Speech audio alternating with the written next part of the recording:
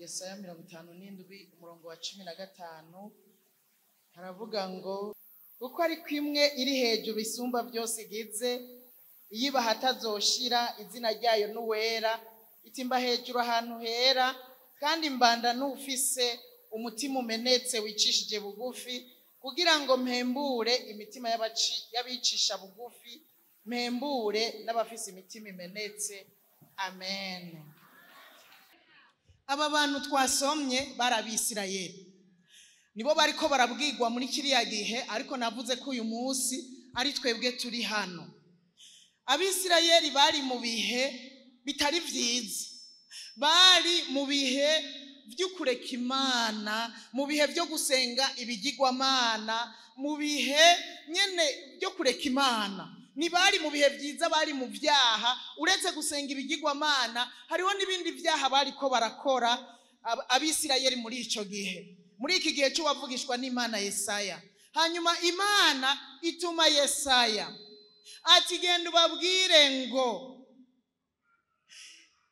imwe iba hejuru ahantu hera, imwe isumba vyose, imwe yera, uku niko agize ngo mbana n'abafise imitima imenetse n'abaciye bugufi, kugira ngo mpembure abaciye bugufi, mpembure kandi n'abafise imitima imenetse. Nivyo Imana yantumye ngo nze ndababwire ngo agiye kubavura. Nukuri ukaba wari ugwaye, kandi nituvura gusa, iki tunagura, iki duhembura. Haleluya, haleluya. Imana yari y'Abisirayeli niyo Mana yacu no munsi. Imana yo mu gihe cya Yesaya niyo Mana yo mu gihe canje, niyo Mana yo mu gihe cyawe. Iravuze rero ko igiye kukuvura wewe gusa. Kimwe gusa usabwa no kugira umutima umenetse kandi wicishe bugufi. Imana iriteguye gukora igishoboka muri wewe. Ushobora kuba wari umaze iminsi usenga, hari icyaha cyakunaniye kuheba, Uhoraho agiye kugushoboza. Agiye kugushoboza bya bindi byari byaranse kubiheba, bimwe byahora biguma bigaruka. Beneda umuntu yarafise agashavu, ngira ndamutangarize ko Uhoraho agiye kukamuvura.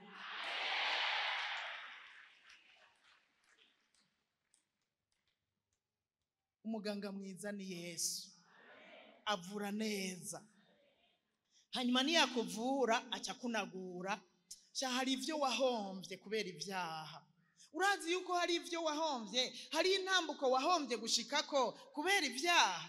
Muzi yuko ufise ibyaha udatera intambuko.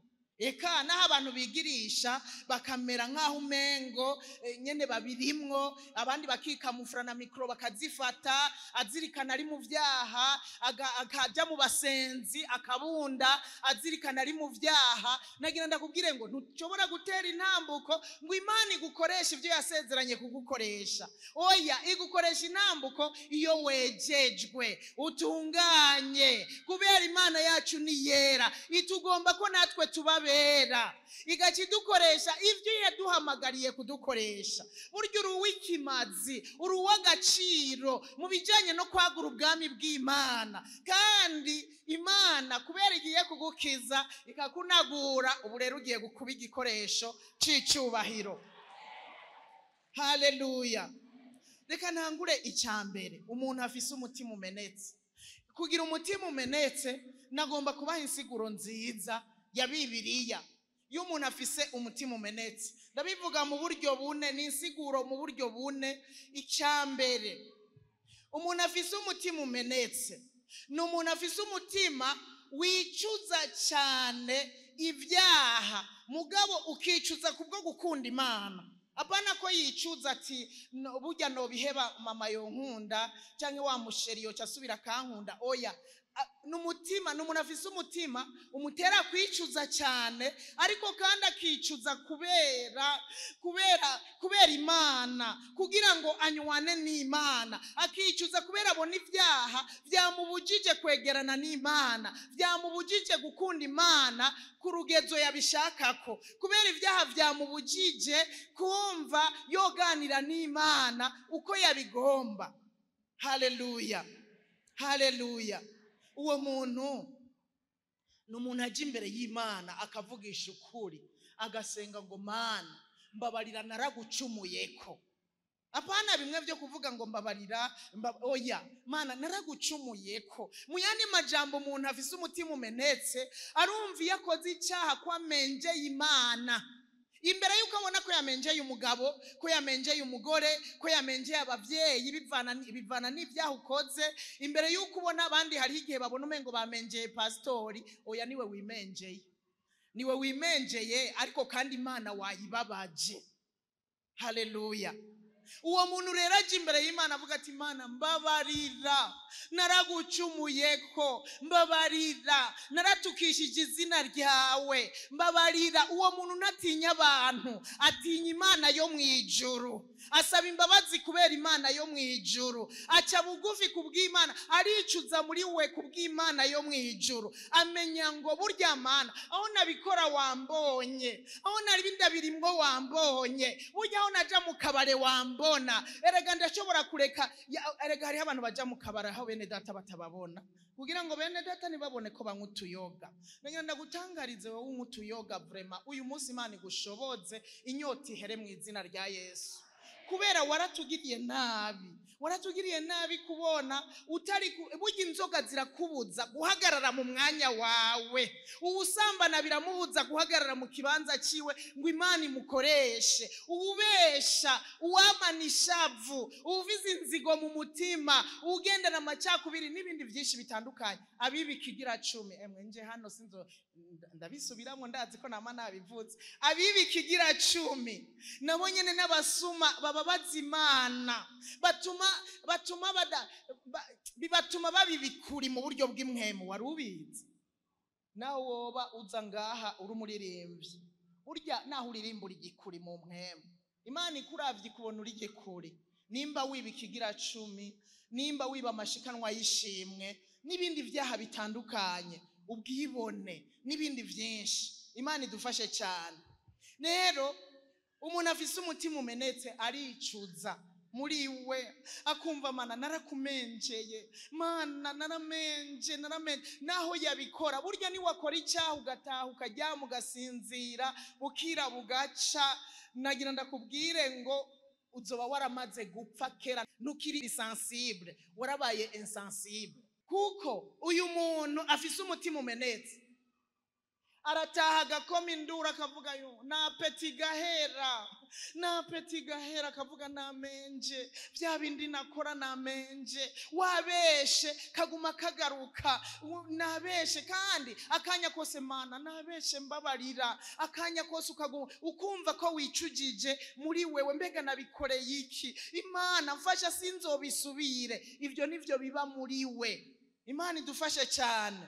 Ndakunda Dawidi. Burya Dawidi n'akarorero kacu keza k'umugabo yari afise umutima umenetse.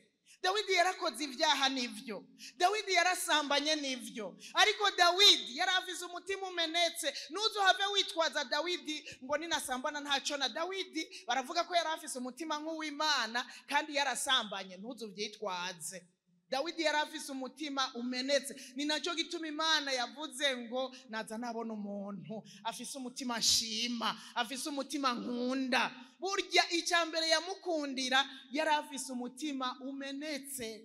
Hamwe Dawidi yasambana, agasambana na Betisheba muka Uriya, bamaze gusambana, Dawidi nivyo yaragize utunyanga nk'utwo na wewe wamugira nyene wigirisha, yaratugize. Amaze kumubwira ujya mugore ko yatwaye inda, yarondeye ukuntu yobifutanganya, kandi abenshi niko bibagendera, arondera ukuntu yobifutanganya nyene abifute. Hahamagara atuma ko Uriya kugira ngo agende aronka akaryo ko kumurungika muhira aje kuryamana n'umugore wiwe hakiri kare ngo bize vyitwe ko ari we yamuteye inda. Ariko Uriya aramwankira, aramuboreza, aramuha ibiboreza kugira ngo nyene acagenda murungike muhira nk'ahatagira ubwenge. Hanyuma Uriya aranka. Narakunze Uriya, yari umupatriote. Uriya yarakunda igihugu cyane gose. Uriya amwinginze inshuro nyinshi ngo atahe muhira, yaramubwiye ati yamara nje muhira iwanje isanduku y'Uhoraho iri mu gahinga, Abayuda Abisirayeli bari mu gahinga, umugabisha w'ingabo Yowabu ari mu gahinga, bari mu ihema barahanganye n'urugamba.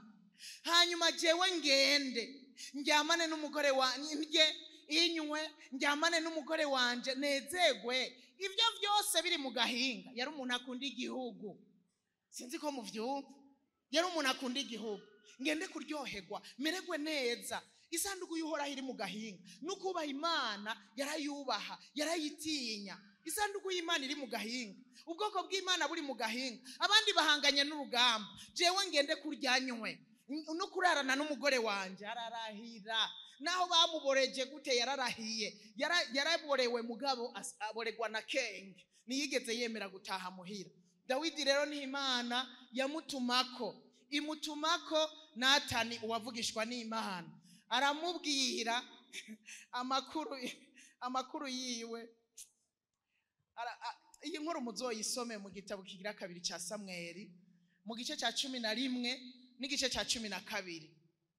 Muze kuhasoma hose, kuko ngiye mu nkuru yose ukuntu Natani yamubwiye umuntu yarose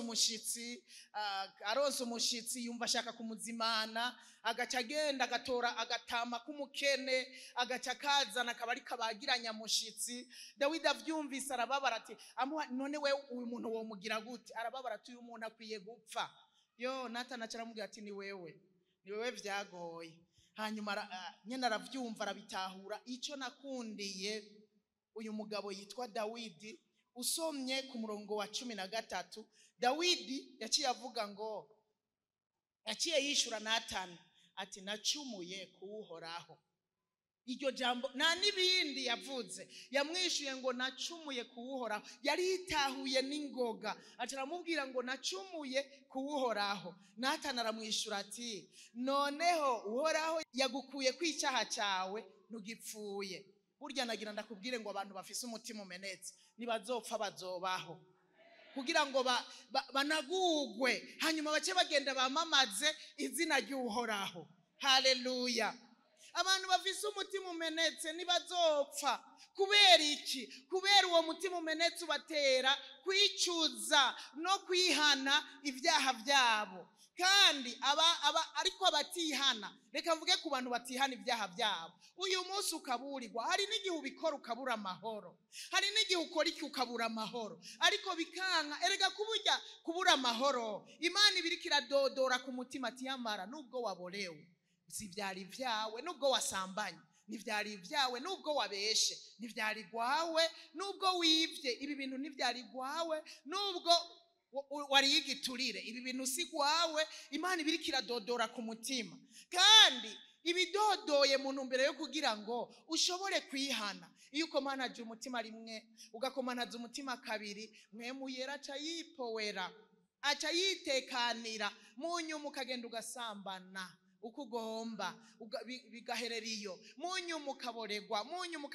bigaherera iyo, ntiwongere kumva kadoda mu mutima. Kubera iki? Wakomanaje umutima, Mpwemu Yera aratinda akakureka, ariko uyu munsi ntakureka mu izina rya Yesu. Abantu rero batihana ibyaha baca bagenda barapfuye. Uwundi mugabo hariya nkorera ibikogwa, umwungere yavuze ukunyene, sinibuka ibyo yari karigisha ko, ariko avuga ko icyo nibuka nuko uwo mugabo yaje kwidoga, arabivuga ndavyumva. Pastor yari yavuze ati yuko umuntu wese atarihana ibyaha agenda yarapfuye. aca yongera ko uwo mwungere we wacayongera ko ti wa mugore yaratomoye yahereye ku mugore, wa mugore ufise umutware wawe atarihana ibyaha muryamana n'umugabo yapfuye.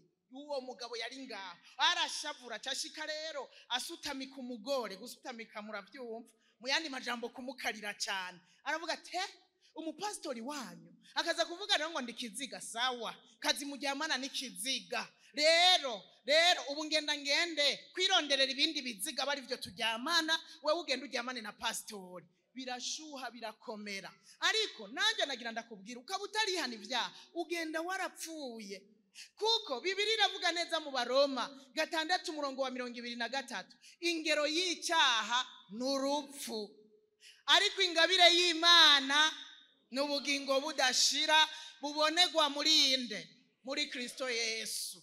Haleluya.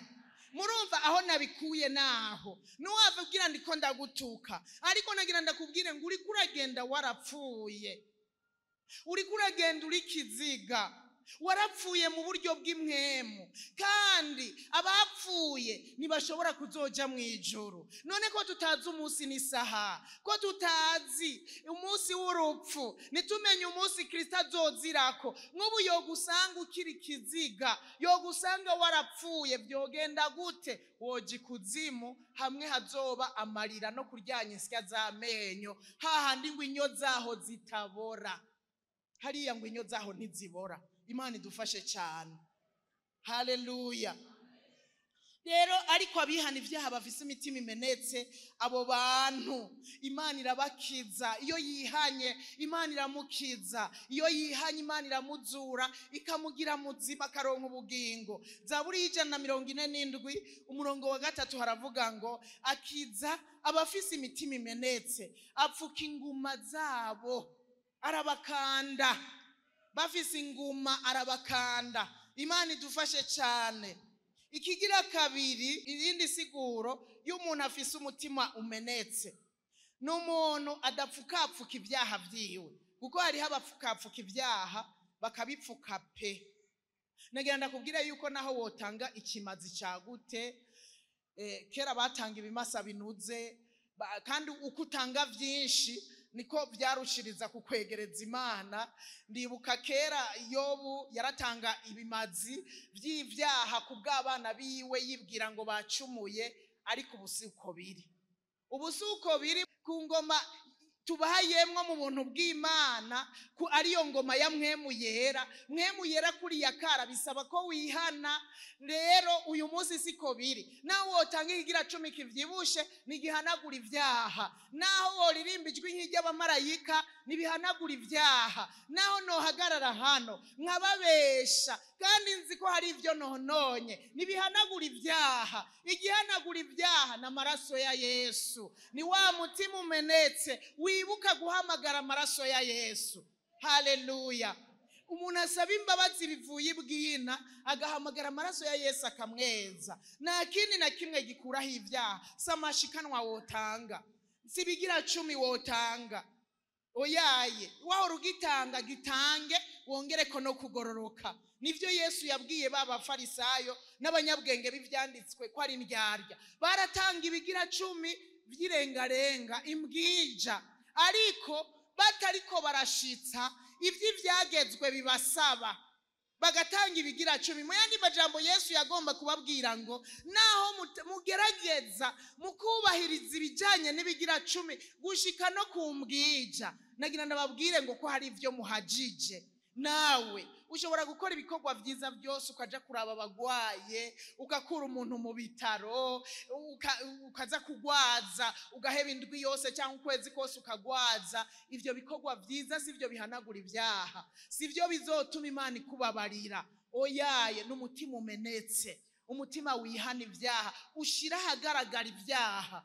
Murabipfuka ngo abantu nibabimenye, umuntu akamenyegeza ngo abantu nibabimenye, ariko icoma tukama twibuka yuko Imana yoyo nahajya hatabona iba yahabonye.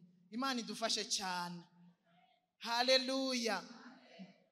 Kindi cyose wokora ntacyo cyomara by'ukuri, ntacyo cyomara na gatoya. Uze kubisoma nyene Dawidi yaragerageje aragerageza gupfukapfuka ariko byaratinze biraja habona. Imana yari yamaze kubihishurira umusavyi wayo Natani, kandi burya na twebwe ibyo dukora hari igihe Imana ibihishurira abandi, baza bakakubwira ukigira uwejo ukarondera kubisigura ukundi, ubisigura mu buryo buri kure yawe, ariko Imana yarabibonye. Imana idufashe cyane. Usomye aha muri iyi Zaburi ya 51, ni Zaburi Dawidi nyene ngo yavuze n'amajambo yavuze igihe nyene yari yasambanije urya mugore muka Uriya. Muri cya gihe nyene Natani yari yagiye kumubwira ibijanye n'icyaha yakoze. Umurongo wa 16 uravuga ngo gushika ku 19, nuko utanezerererwa ibimazi mba mbigushikaniye, nuhimbagwa n'ibimazi vyonshejwe. Urumva ni Zaburi yavuze n'amajambo yavuze hajya muri ajya amajambo dusoma mu gitabo cya 2 cya Samweli, niba bivuga byose ivyo yavuze. Aya n'amajambo yavuze muri kiriya gihe nyene. Aravuga ngo nuko utanezerwa n'ibimazi, aho yari amaze kwitahura. Aravuga ngo nuko utanezerwa n'ibimazi mba mbigushikaniye, nuhimbagwa n'ibimazi vyonshejwe. Ibimazi Imana ishikanirwa n'umutima umenetse. Ikintu gikora ku mutima w'Imana n'umutima umenetse. Haleluya.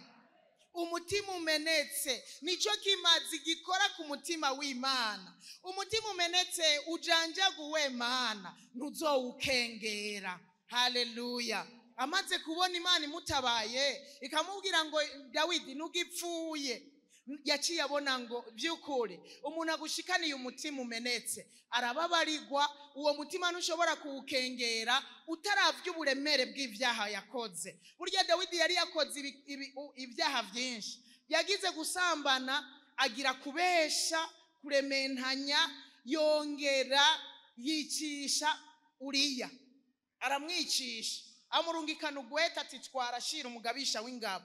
Naho yamwandikiye tucumuherereza hari urugamba rushushe kugira ngo ahagwe. Urumva ko yari yamwicishije, yari yakoze ibyaha biremereye. Ariko rero aha yaratahuye yuko ibimazi Imana ishikanirwa n'umutima umenetse. Nta kindi kintu twoshikana kugira ngo dupfukafuke ibyaha byacu. Umuhigwe n'userura ibyaha byiwe, n'uwihana ibyaha, niko handitse muri Zaburi ya 32. Umuhigwe n'uwihana ibyaha bigataka kabireka, uwo niwe ahiriwe. Si wakoze ibyaha ntibimenyekane, kuko wombwira uti kazima Imana ishimwe, kandi buryo n'uwivya akabishikana avuga ngo Imana ishimwe, ngo Imana ishimwe ko batamfashe. Oya, naho batagufashe ntuhiriwe. Umuhigwe n'uwihana ibyaha bigataka kabireka. Haleluya. Ikigira gatatu, yindi sigura igira gatatu. Umuntu afise umutima umenetse nashira umutima kuvyo agomba canke ngo ababare ivyo agomba. Yiyegurira Imana akajakarira gukora ivyo Imana igomba. Isengesho ryiwe uyu muntu usanga rivuga ngo sinshaka gukora ivyo nifuza jewe. Naciye mbona aho wa muririmbyi yakuye irya ndirimbo aravuga ngo sinifuza kuba uwo nifuza kuba, Mwami mpindura uwo wampamagariye. Sinifuza gukora ivyo nifuza, Mwami nkoresha ivyo wampamagariye.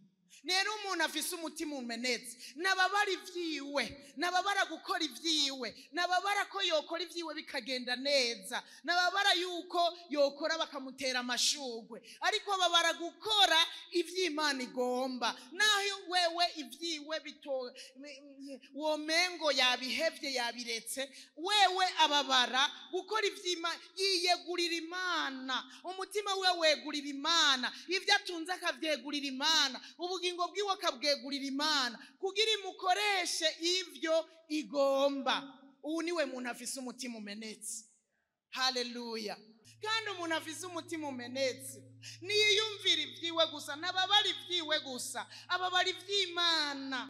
Ndifuza kutababara ivyanje, kutitwararika ivyanje gusa, ariko nitwararika ivyawe. Ndakwiyegurire, nkora ivyawe, nkora ivyo ugomba, shitsi ivyo ugomba. Haleluya. ubwira Imana iguhindure, ikugire uwo igomba kuba. Haleluya. Abo nibo bafise umutima umenetse, wihanye ibyaha nta kindi kiba gisigaye. Uje uvuga ati Mana ndakwiyeguriye, mindura ungire uwo ugomba komba, mindura nkoresha ibyo ugomba ko nokora. Ribisengesho ryacu abihanye ibyaha Imana yavuye hanyuma ikabanagura, ikabatunganya. Naho n'iryo sengesho izogutunganiriza, muri iryo sengesho izokunagurira, muri iryo sengesho rivuga ngo mindura uwo wampamagariye, mindura nkoresha ibyo ugomba, njyana aho ugomba. Haleluya. Imana izokiguhagurutsa igukoreshe by'ukuri. Ahandi ho hariho utuntu tukikuzibiye. Hari igihe umuntu yibwira kubera iki jewe ntabona Imana, kubera iki jewe ntabona ubwiza bw'Imana. Nagira ndakubwire ngo kubera iki natahura iby'ijambo ry'Imana, kubera iki guhishurirwa kutari muri jewe. Uzoca ugenda usubira inyuma mu tuntu duto duto. Erega nturonderera ibyaha muri bya mabwirizwa 10 gusa. Oya, hariho ibyenena kuri arya mabwirizwa 10 bitanditswe. Nta shavu ryanditsweho, nta kwishura nabi vyanditsweho, nta kwidodomba vyanditsweho. Kwidodomba ni icyaha gikomeye. Kwidodomba ni icyaha gikomeye cyatumye abantu baherera mu bugaragu. Burya bidodomba tuzosanga badupfiriye ko mu rugendo, ntibashika iyo baja kubera ico cyaha cyo kwidodomba. Imana idufashe cyane. Iyindi sigurikira kane ariyo ya nyuma y'umutima umenetse, n'umuntu agira umubabaro mu mutima wiwe kubw'Imana, kandi uwo mubabaro ugaca umusunikira kwihana. Imana idufashe cyane. Biratandukanye n'icyo nahereye ko kivuga kwicuza. Hari uwundi agira umubabaro wo mu mutima. Uyu mubabaro dusoma mu cete kigira 2 Paulo yandikiye Abikorinto. Uwo murongo ndanawukunda cyane, igice c'7 umurongo wa 10. Haravuga ngo umubabaro wo mu buryo bw'Imana utera kwihana kuticuzwa, kuzana agakiza. Ariko umubabaro wo mu buryo bw'isi utera urupfu. Umuntu yashobora kugira umubabaro mu isi w'ibi na biriya bikamuzanira urupfu, ariko umubabaro wo mu buryo bw'Imana umutera kwihana bitwicuzwa. Ndakunda kubigira isengesho iyo numvise umuntu afise ikibazo cy'ibyaha kanaka, nkavuga nti Mana mutere kubura amahoro, mutere kubura amahoro. Ubuza amahoro ucugira umubabaro wo mu mutima, mutere kubura amahoro, hanyuma bice bimutera kwihana kuticuzwa. Mu yandi majambo yakoze icyaha abura amahoro, agira umubabaro wo mu mutima, hanyuma bice bimusunikira kwihana kuticuzwa. Ubu ni wo mubabaro wo mu buryo bw'Imana. Haleluya. Muzoze murasengera abantu. Umuntu uzi afise ibyamugoye byanse ko aheba, uzoze uramusengera Mana mugendere, usuke mu mutima wiwe umubabaro, hanyuma umubabaro uca umutera kwihana kuticuzwa. Nivyo Paulo yandikiye aba bantu b'Ikorinto. Bica bibahesha agakiza, bica bibahesha ubugingo. Aba bantu bagize umubabaro wo mu buryo bw'Imana bakihana, bica bibahesha ubugingo, agakiza k'ibihe bidashira. Haleluya. Ariko mu mubiri urashobora kwicuza mu mubiri ukavuga jewe mugana aho nasambaniye ndarushe, aho nazinywereye ko mbona inyota idahera, ukamengo urafise umubabaro. Mugabo ntubu umubabaro wo mu buryo bw'Imana, bikaba ibyo wewe wibwira muri wewe. Ufise umubabaro wo mu buryo bw'Imana acatera intambuko akabibwira Imana, acatera intambuko akavyatura ku mukozi w'Imana, akavyatura imbere y'Imana, akayibwira ngo Mana ibi bintu birandambiye, ndifuza kubiheba, ndifuza ko bihagarara, ndifuza inyota yo gusambana kwihera, inyota y'inzoga kwihera, inyota yo kubesha, yo kuvuga ubujambo butagira ikimazi, ndifuza kwihera, uko kwidodomba ndifuza ko guhera. Hanyuma Imana iramwumvira mu ijuru ikamuha inkomezi, ya nyota igahera, ariko uzoza uratera intambuko wegera umukozi w'Imana. Ugiye mu cumba wenyene, Satani azovuga ngo ntaco, reka ndakureke wiyamamure mu cumba, ndakurindiriye ejo.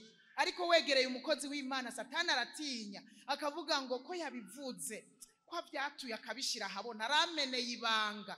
Tutera intambuko umumenera ibanga Satani, hanyuma Imana izokubohora mu izina rya Yesu.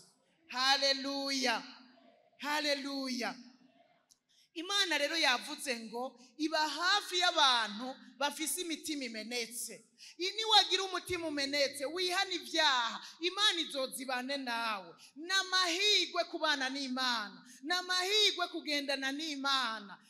Abaririmbyi nibo bavuze ngo nibanga rihambaye. Haleluya, nibanga rihambaye kugendana n'Imana. Rero nimba wifuza yuko Imana ikuvura, emera umutima wawe umeneke, ujanjagurike, wicuze intege nke zawe, wicuze ibyaha byawe. Sinzi uko byari bimeze muri iyi minsi ya nyuma, ariko Uhoraho yavuze ngo araje kukuvura, yongera cya kunagura, aguhembure ubu umuntu muzima, kuko arifuza kugukoresha iby'ubuhizi. Ariko umutima wawe numeneke. Erega nisengesho ukwiye kugira, Mana makugira umutima umenetse, makugira umutima ujanjaguritse. Abavyeyi mwavyaye mugaheka, muramaze kubona iyo umwana afise umutima ugumye, n'umwana ubaza ati wamwe niwe watoye amafaranga yari ku meza, ubizi wanabimenye ko ari we yayatoye, umwana akavuga oya si jewe. Ukamubwira ko ari we wayatoye, basi ndaguhako, oya si jewe, ugakubita, ukongera ugakubita. Uwo mwana akanka kwemera mpaka wumve kurushe. Umererwa gute? Urababara canke bigenda gute? Urababara cyane. Uko niko Imana bigenda. Iyo iriko iraturaba ikabona turi abantu bafise ibitima bigumye, wakoze icyaha urabizi neza, bikanka yuko ukataha ugasenga ku mugoroba, mbere ukajya mu cyumba cyawe ukongera ugasenga, ariko bikanka kuvuga ati Imana mbabarira bimwe nakora, mbabarira bimwe nirigwamo. Kandi Imana nigomba bihana gusa ku munwa, igomba baca bafata ingingo bakavuga ngo ndabihevye, ndemeye kubiheba. Hari igihe ugerageza rimwe bikanka, ukagerageza kabiri bikanka. Mugabo nagira ndakubwire, uvise umutima umenetse, nagira ndakubwire ngo Imana izogushoboze ejo canke hirya yejo. Noneho uyu munsi ijya kugenda yabashoboje mu izina rya Yesu.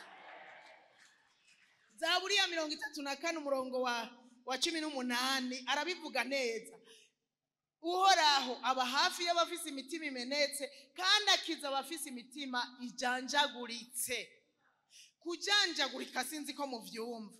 Ibi nivyo umwanditsi wa Zaburi yakoresheje. Umutima ujanjaguritse n'umutima utabika ikintu muri wo, ikintu kibi. Umuntu akabika ibyo muri 14:18, ivy'irindwi na kabiri, umuntu uyu munsi akaba kibigendana, ibyo muri 50 na kangaho umuntu akaba kibige. Umuntu avize umutima ujanjaguritse, ego bankoshereje biracamwo kubera umutima umenetse, bikarengana bikagenda. Umuntu ntabibike. Urafize abagukoshereje ukigenda unagura urutoke gushika uyu munsi, nta soni.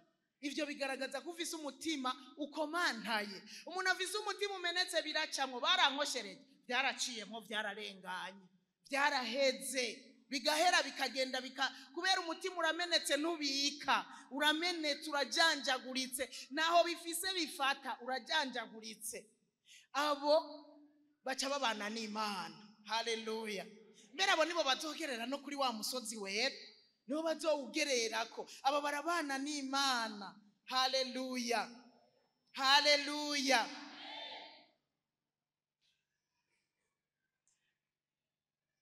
Yesaya yavugishwa n'Imana, yari karavugishwa ku gikorwa Imana igiye kuzokorera aba bantu b'Abisirayeli. Twebwe rero nigiye kuzobikora. Oya jewe bimbwira yavuze ko ibikora uno munsi, bicitwe uyu munsi gushika 31 bizoba byatunganye bose mu izina rya Yesu. ariko birakuvako uza kubiterwa nukuza guhitamwo wewe, nukuza kubihitamwo yuko bihera uno munsi hanyuma ukinjira mu mwaka mushasha byabaye bishasha, biraza kukuvako wewe nyene. Yesaya 61 umurongo wa mbere yaravugishijwe Yesaya yuko Yesu igikorwa Yesu yaraje gukora.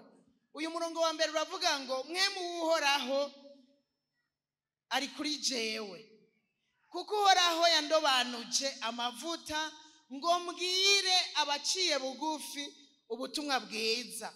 Yanumye gutubika cyanye gukiza, mu Kirundi no gukiza, mu Kirundi ciza. Uko uzomye mu Gifaransa urabibona ko yashatse kuvuga gukiza. Yanumye gukiza abafise imitima imenetse. Nico kintu Yesaya yahereyeko gutangariza abisirayeli uwo Mesiya niyaza azobaje kubwira ubutumwa bwiza abantu baciye bugufi no gukiza abantu bafise imitima imenetse. Burya ubutumwa bwiza nabwo nyene bugira ubushobozi ku bantu baciye bugufi. Haleluya. Abaciye bugufi nagira nababwire ngo ubutumwa bwiza buzogira ubushobozi. N'ubu ndi hano ukaba uvize umutima uciye bugufi, ijambo ririko riragukorera mu izina rya Yesu, kandi ijambo riraza kubandanya rigukorera mu izina rya Yesu. Nta kindi cyazanye Yesu ashaka kubwira ubutumwa bwiza abantu baciye bugufi. Rega bibone ntibakira abaciye bugufi kugira ngo bakire, hanyuma bashire mu ngiro, hanyuma bibakorere bahinduke gose. Yaje kugira ngo akize aba bantu nyene bamenetse mu mitima, bafise imitima ijanjaguritse. Yaje kugira ngo abakize hanyuma bahinduke ibikoresho by'Imana, hanyuma baze basozera urugendo rwabo amahoro. Yesu nico cyamuzanye. Haleluya. Uhoraho ahoza ijisho ku bantu bafise imitima imenetse. Inyonga ziwe ziri ku bantu bafise imitima imenetse. Nukuvuga ngo inyonga ziwe ziri kuri wewe, uca uvyumva yuko abantu bafise imitima imenetse baratabagwa, bagakingirwa. Haleluya. Kubera Imana irabakingira, iba hafi yabo, inyonga zayo zibagumako. Niko Yesaya yanditse muri iki gice cya 66 umurongo wa 2. Aravuga ngo kuko ivyo vyose intoke zanje arizo zabiremye, na twebwe niwe yaturemye murabizi, bikabaho vyose. Niko Uhoraho agize. Ariko umuntu w'impahazwa afise umutima umenetse, agahindishwa agashitsi n'ijambo ryanje, uwo niwe mpozako ijisho. Haleluya. Abafise imitima imenetse Uhoraho nibahozako ijisho. Yemwe twisengere tugira imitima imenetse. Umuntu afise umutima umenetse abana n'Imana, agendana n'Imana. Nico gituma yahanditse hamwe twasoma ngo mbana n'umuntu afise umutima umenetse kandi aciye bugufi. Nukuvuga ngo inyonga ziwe zimugumako, agaca abana nawe, hanyuma nta kibi kigira ico kimugira, nta cyago kigira icyo kimugira, kubera inyonga z'Imana ziba ziri kuriwe. Arungika abamarayika bakamutabara, arungika abamarayika bakamurokora, kubera inyonga ziwe ziba ziri kuri uyu muntu afise umutima umenetse. Kubw'ivyo rero ndabinginga dusenga Imana tugira imitima imenetse. Uku guca bugufi rero, abaciye bugufi, iri jambo guca bugufi, abantu baciye bugufi bararyoshe hemu. Abantu baciye bugufi muramaze guhura nabo? Sabwe? Hariho abatarabahura nabo. Ntabwo muramaze guhura n'abibone gusa, ariko jewe ndamaze guhura n'abaciye bugufi. Nimba hari umuntu aryoshe gukorana nawe n'umuntu aciye bugufi. Abakozi b'Imana biraryoshe cyane gukorana n'umuntu duciye bugufi, Imana ikajiguha uciye bugufi. Biraryoshe. Wewe utarahura n'umuntu w'ubwibone ngo mukorane, mutumishi wa hano nurahura n'abibone, urazi gukorana n'umuntu w'umunyabwibone, yewe uzoruha, wongera uruhe, usubira uruhe mu kazi kajya ka misi yose mukora. Iyo ukorana n'umuntu w'umunyabwibone, Mana yanje arabiha ku kazi. Ni wabandi byose barabizi, byose barabizi, urumva bashaka kwigira abafise ijambo rya nyuma, kandi atari nabo bafise ijambo rya nyuma gakukatsi, bagashaka kwigira ko aribo byose babizi, abibone icyo nkoze nta usubiramwo, barabishe cyane. Nico gituma n'imbere y'Imana abantu b'abanyabwibone barabishe. Nico gituma Imana yaciye yivugira ati jewe nibanira n'umuntu aciye bugufi, njaga kwigumanira n'umuntu aciye bugufi. Uwo muntu aciye bugufi naho azohondobera, naho azocika intege, jewe nzoza ndamuha inkomezi, jewe nzoza ndamunagure, jewe nzoza ndamuhembure, membure umutima wiwe, ndamugirire neza. Haleluya. Abantu muciye bugufi murahiriwe. N'umunsi wacitse intege, Imana izozi gusubizemwo intege. Haleluya. Ikongera inkomezi. Kubera abanyabwibone barabiha. Barabiha. Reka ndabasomera amajambo makeya gusa. Make hanyuma nce sa n'usozera. Mu Migani 29 umurongo wa 23. Haravuga ngo ubwibone bw'umuntu buzomusubiza hasi. Hari impamvu muri ino minsi nguma shaka gusoma amajambo y'Imana iyo mpagaze imbere. Jewe byaranjemwo igihe muri iyi minsi irenganye, Imana iranyigisha ukuntu twisanga tujaha imbere tugatera intege abantu.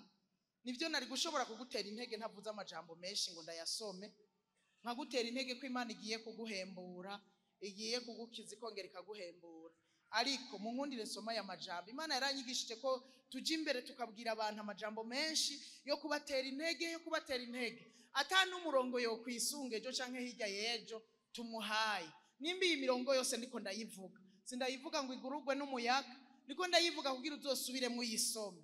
Nico gituma umuntu w'umuhigwe nuza nico yandikako, akandikako kugira ngo azosubira yasome. Hari umunsi ejo canke hirya yejo ushobora kuyakenera, wa murongo ugasanga urawukeneye.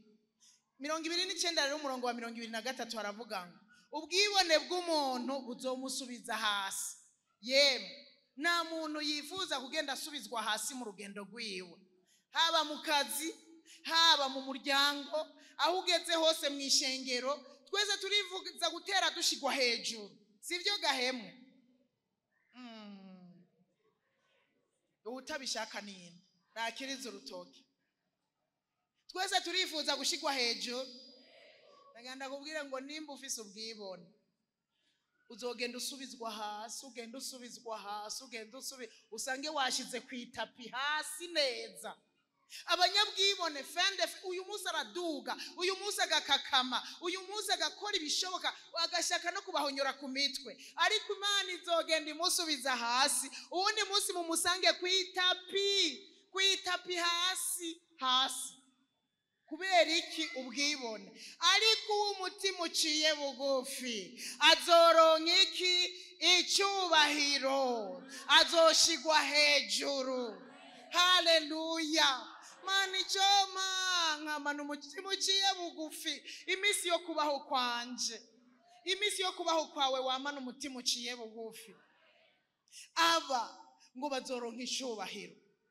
Muri 18:12 naho yavuze ngo aha mu Migani nyene 18:10. Ndakunda Salomo iyi migani yanditse, iranyigisha cyane gose. Haravuga ngo uwishira hejuru mu mutima agatikizo azogasanga imbere. Ni bimwe nariko ndavuga, uyu munsi ashaka kuduga akabona umengo niwe vyose, mugabo burya imbere ikimurindiriye nagatikizo. Imana idufashe cyane kandi iturinde ubwibone mu izina rya Yesu. Kandi uwicisha bugufi azosanga iki imbere? Azohasanga iki? Uwicisha bugufi imbere uyu munsi urashobora gusuzugurwa, waterindi ntambuka ugasuzugurwa, ariko nagira ndakubwire ngo ntucike intege. Hari imbere, hari utari kurabona, hari icyubahiro cyawe. Hari utabonesha amaso, hari icyubahiro cyawe.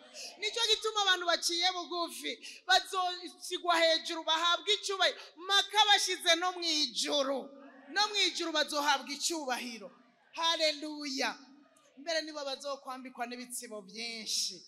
Haleluya.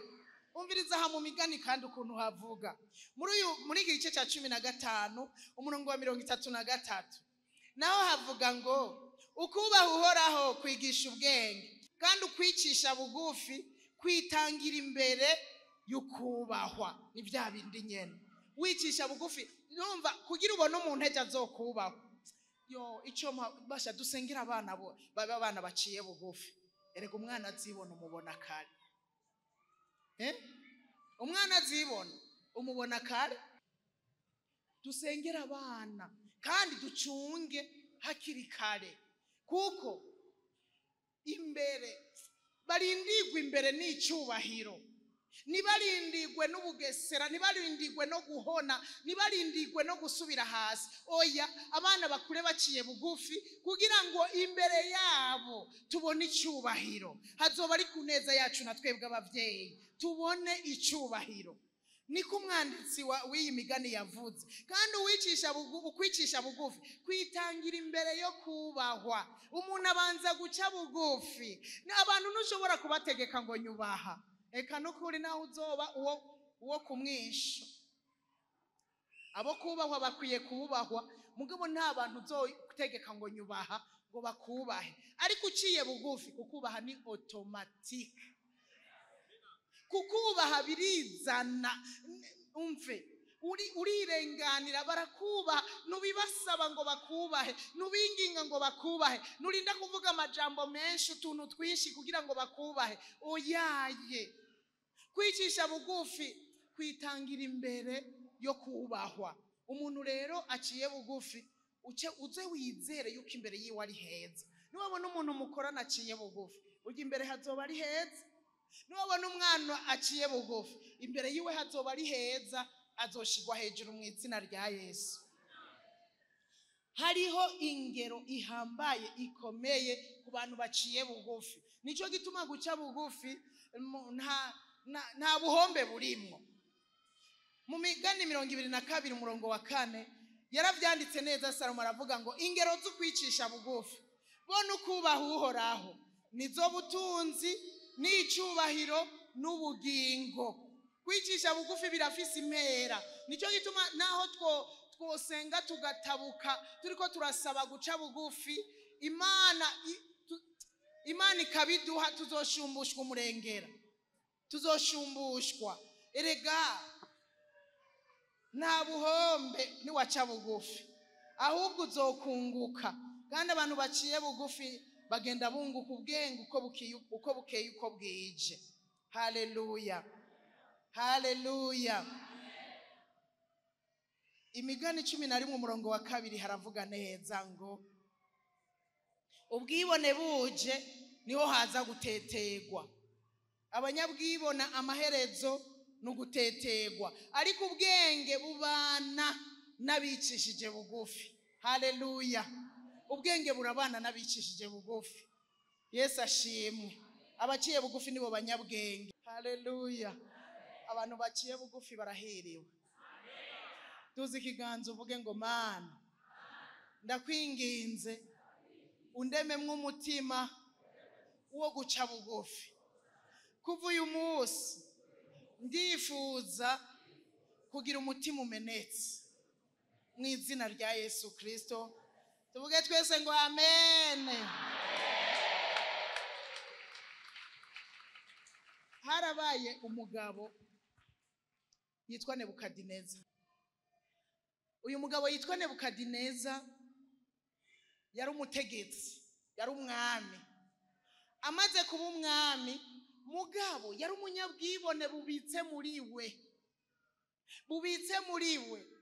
Burya umuntu ashobora kubika ubwibone akagenda akiyorobeka, canke tukaba tutabizi nyene tutarabibona. Mugabo bukazovyugwa n'akantu umunsi umwe gatoya. Uwundi munsi rero sinzi ukuntu ahagaze, ari kwibaraza giwe hejuru mu igorofa, arahagarara araba igisagara. Acatangura kwikubita mu gikiriza ngo nguyu umugwa wanje niyubakiye jewe Nebukadineza, ngo n'amaboko yanje. Wewe wakubaka igisagara n'amaboko yawe uri umwe? ntibyanashoboka ntibyabaho ngo nguyu umugwa wanje uhambaye ukomeye jewe niyubakiye jewe Nebukadineza n'amaboko yanje. Ubwo nyene ngo agiheza gukura iryo jambo mu kanwa, muze kubisoma muri Daniyeli mu gice cya 4, mu gice cya 4 uhereye ku murongo wa 30, biri ku murongo wa 30 na 31. Haravuga ngo ubwo nyene agikura iryo jambo mu kanwa ku murongo wa 31, ubwo nyene ijwi riva mu ijuru riramubwira ngo ubutegetsi bwawe ubukuwemwo. Iryo jambo rivuzwe inyuma yaho acahinduka igikoko. Muri ako kanya nyene yari karikubita mu gikiriza, acaba igikoko abantu bahunga, nta nuwongeye kumuraba n'ijisho. Amakuru ya Nebukadineza arateye ubwoba. Imyaka 7 yose ariko aramucisha bugufi, ariko aramuhingura. Imana irateye ubwoba. Nitukibone twibutse yuko Imana ari yishizwe hejuru, ubwibone bukwiye kuvahe. Twibutse yuko ataco turi Imana itatugize, ubwibone bwovahe. Uyu mugabo atubera akarorero, duce bugufi cyane kuko iba hejuru ahantu hera. Isumba byose Imana yera ivuze ngo igiye kuza gukiza imitima, yongere ihembura abari badendebukiwe, inagura abari badendebukiwe. Oya, uhora haraja guhembure. Uvyakire mu izina rya Yesu Kristo. Uvyakire mu izina rya Yesu Kristo. Uvyakire n'ivyawe. Wewe wabaye hano uyu munsi n'ivyawe. Ndifuza ko dusenga Imana muri aka kanya. Burya guheba icaha n'intambara ikomeye. Satani aragerageza kubohera abantu mu vyaha gose kuko arabizi yuko ubivuyemwo wotubera uw'ikimazi, uwo kwagura ubwami bw'Imana. Aragerageza kuboha abantu nibabivemwo, ugasanga mbere umuntu aziza akamanyu k'umutsima. Urazi kubuzwa ubwami bw'ijuru n'icupa rimwe, ugasanga umuntu ntashobora no kunywa, wopfuma unywa ikaziye. Enda wewe unywa dukeya ugenda upfuma unywa ikaziye, niyo yogutosha, kuko niwazira icupa rimwe uzoba uhombye. Akamanyu k'umutsima, Satani akakubohera kuri ako kamanyu k'umutsima. Satani akakubohera ku bihumbi 100 wotanga buri kwezi nk'ikigira 10. Satani akakuboha akakubuza kuvyikura 100 mu miliyoni 100 bikakunanira kwikura, ibihumbi 200 bikakunanira, 30 bikakunanira, ugasanga uziza ubusa. Urazi kuzira 20,000 akunanira gutanga buri kwezi, ugasanga urabizize. Ukazira ubujambo ugenda uravuga. Hari abantu baregetereza, usanga bavuga ubujambo bukomeretsa abandi, usanga bavuga ubujambo usanga buteranya abandi, ugasanga urabujijwe kuvugutigwa, urabujijwe amavuta. Nimba hari ikintu gikura ko amavuta ubujambo burimo, hari uwo tuvyemeranye. Nivyo nukura amajambo. Erega amajambo nta kuntu ijambo ryoro nkaho rica ahantu hariko haravuga amajambo menshi. Jewe nkikora akazi ndavyibuka, jewe Imana yarabinyigishije kweri. Turi mu biro bimwe byo kuvuga ngo mere nk'abandi, ngire nk'abandi ntibantwenge. Nari maze nk'umwaka nkijijwe. Ico gihe Imana yabinyigisha, baraja mu nkuru nanje nkajamwo inkuru, uri inkuru z'amajambo y'ibipfu, inkuru mugabo bitwenza. Bibiri iravuga ngo ibitwenza bibi, nanje nkajamwo urahonda kadoboye gato mugabo nkacumengo yo mugabo navuze natwenze. Hemwe nashika muhira nkasenga bikanga. Uwundi munsi ijwi riva mu ijuru rirambwira ngo wavuze ubujambo bwinshi.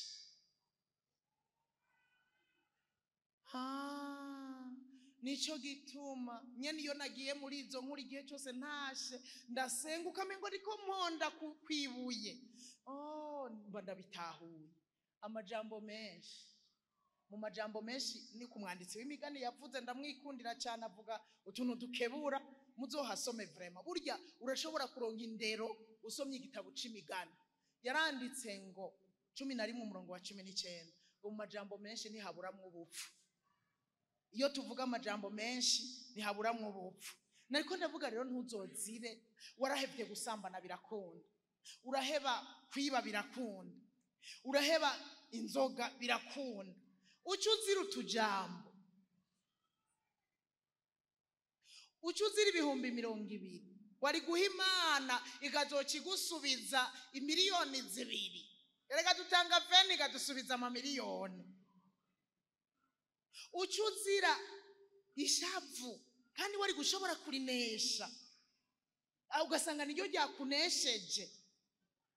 Ishavu likakugira kubushobozi, ugasanga umumama w'ikibunene canke wava wibaza ngo niwe mvuze kubera uri kibunene, akamama keza gasa neza gato gato, ugasanga keza vraiment uba witeze yuko kavamwo ibintu vyiza, cyangwa umumama vyibushe mwiza wari witeze ko ariko mu kanya gato y'akantu gato ishavu riraduze, agaca avuga amajambo atovugwa, cyangwa ugasanga ntanavuze. Hari abantu bagira ishavu ntibavuge, abo rero nabo nyene bateye ubwoba. Niyirirwa aravuga menshi, mugabe indani yishe umuntu yamuhejeje ahereye kuwo bari kumwe mu busaswa, kubera ishavu ry'akanya gatoya. Oya, ndifuza nabisengeye, ndifuza ko tuvugwa, hanyuma Imana yemeye kwiki tunagura, yemeye kwiki duhembura, tuba abanyenkomezi, tuba abavugutiwe. Haleluya. Nimba utahora utahura ivy'ijambo ry'Imana, nimba utahora wumva ijwi ry'Imana, wumva ijwi ry'Imana. Nimba wahora usenga ntibicemwo, noneho usenge bicemwo kandi bikuvako nanje bimvako. Reka tumwiyegurire, reka tumwiyegurire, tumwiyegurire. Hanyuma tumaze kumwiyegurira tugira imitima imenetse kandi tuba baciye bugufi. Duciye bugufi, Imana izodushire hejuru mu gihe gikwiye. Birakwiriye yuko duca bugufi. Mu nzu y'Imana hariho umugabo aturuta twese, turakwiye guca bugufi imbere yiwe, hanyuma agashigwa hejuru. Naramukunze Yohana, Yohana yari afise impamvu yo kwishira hejuru. Yohana n'ivuka ryiwe yari yavugishijwe ko azoba uhambaye, azoba ukomeye, kandi niwe yitangiye imbere umwami Yesu. Aravuga ubutumwa bwiza, abantu barihana, no kubatiza arabatiza. Ariko Yohana umwami Yesu amaze kuza, yumva amakuru yiwe, aravuga ngo baza kumubwira terega wa mugabo Yesu nawe yatanguye kubatiza abantu. Yesu arababwira, Yohana arababwira ngo ujya kwiye gukuzwa, jewe nkagirwa muto. Kubera ariwe yari yatanguye, hariho imvo nini yotuma yibona, ariko aravuga ngo ujyaje mu nyuma yanje akwiye gukuzwa, jewe nkagirwa muto. Haleluya. Nta mpamvu twebwe zo kwibona zihari, ahubwo dukwiye guca bugufi. Umuntu wese yakiriye Yesu nk'umwami n'umukiza, nagira nakwibutse yuko wakiriye icitegererezo cyacu mu guca bugufi. Kuva mu ivuka ryiwe gushika no mu gupfa kwiwe ni icitegererezo cyo guca bugufi. Ari mwisi agenda yaraciye bugufi, baramusuzugura ngo ni Beyezebuli, umukuru w'abadayimoni. Yesu yari afise ububasha bwo kwerekana ko atari umukuru w'abadayimoni. Burya yari guca avuga ati reka nkwereke ko ntari umukuru w'abadayimoni. Ubwo nyene ururimi rugaca rugoba, canke uwo muntu akikubita hasi agapfa, abandi bagatinya ntibongere kubivuga. Ariko yarirenganiye. Baramukubise cwe, bamwambika ubusa cwe, bamuvuma amate cwe, ntiyigeze akura ururimi mu kanwa. Yesu yatubeye icyitegererezo cyo guca bugufi. Umuntu yakijijwe rero yamaze kumumira. Nukuri ikintu cya mbere kwari uguca bugufi, nicyo kidukwiye. Ariko rero udusanga twarakijijwe ka kantu ko guca bugufi ko kubwibone ntigapfe, ukadusanga kagumye muri twebwe.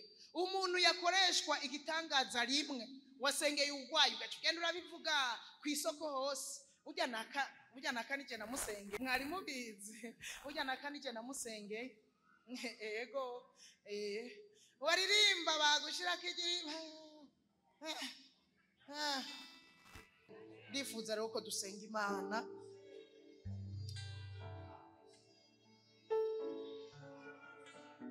Dusenge nukuri kandi sinakubesha, Imana yakuntumyeko.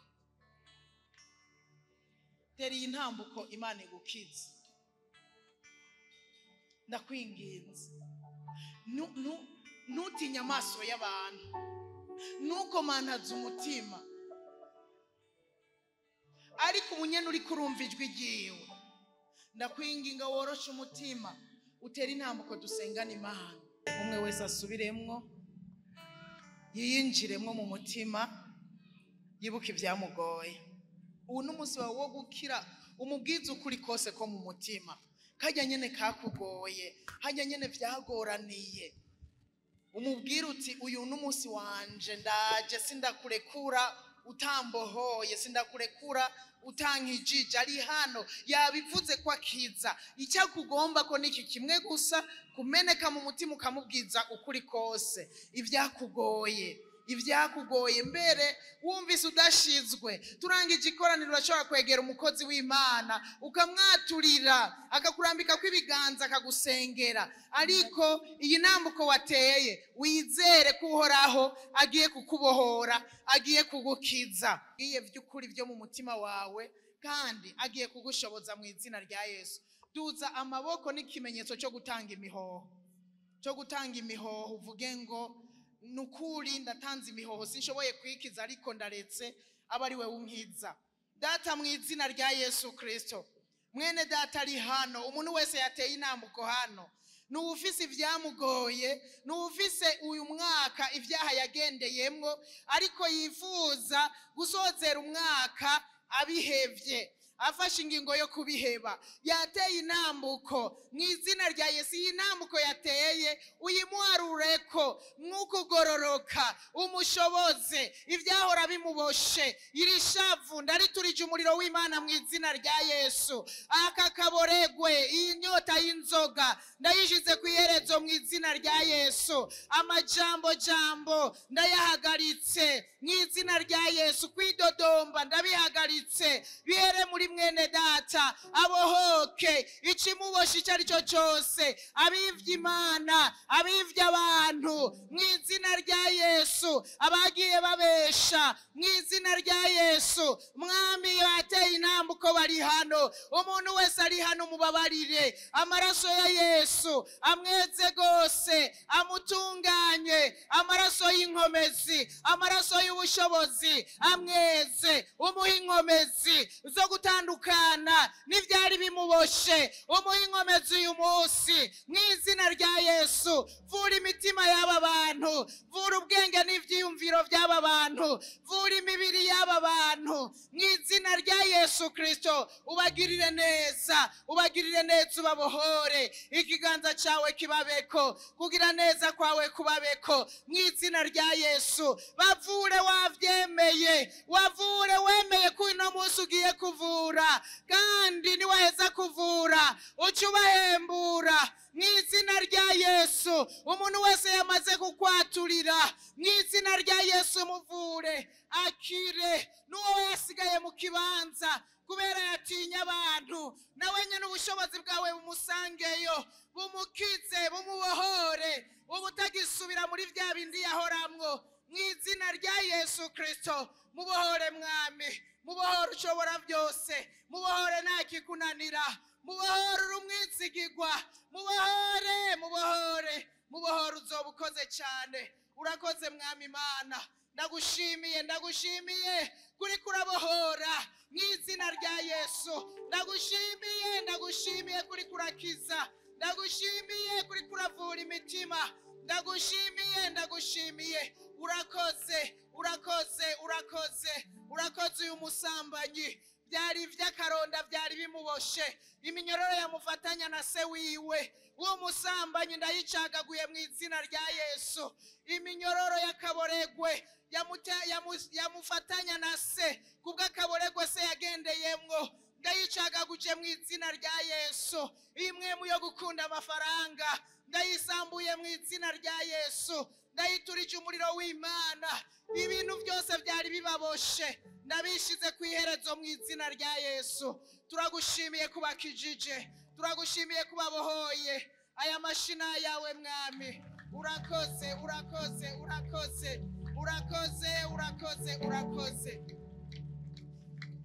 urakoze. Muduze ibiganza rero mwakire kunagurwa. Abari barakiriye Yesu nk'umwami n'umukiza, mwakire kunagurwa, mwakire gutahura, mwakire inkomezi nsha, mwakire amavuta mashasha. Data mu izina rya Yesu, aba bantu maze kugirira neza ko wari wanyemereye kubavura, mu nyuma zaho ugaca ubahembura ukabanagura. Mu izina rya Yesu ndasenze ngo banagurwe muri aka kanya nyene, banagurwe bongerwe inkomezi. Abari barahevye n'ibikogwa babisubiremwo mu izina rya Yesu. Mu izina rya Yesu baha inkomezi, batahura ijambo ryawe, bahishurirwe mu ijambo ryawe. Mu izina rya Yesu Kristo bagira inkomezi nshasha, bagira amavuta mashasha, baze bajabukire mu mwaka mushasha ari ibikoresho by'icubahiro bikugirira ikimazi. Ndabisenze nizeye kubikoze mu izina rya Yesu Kristo, umwami n'umucunguzi wacu. Twese tuvuge ngo amen.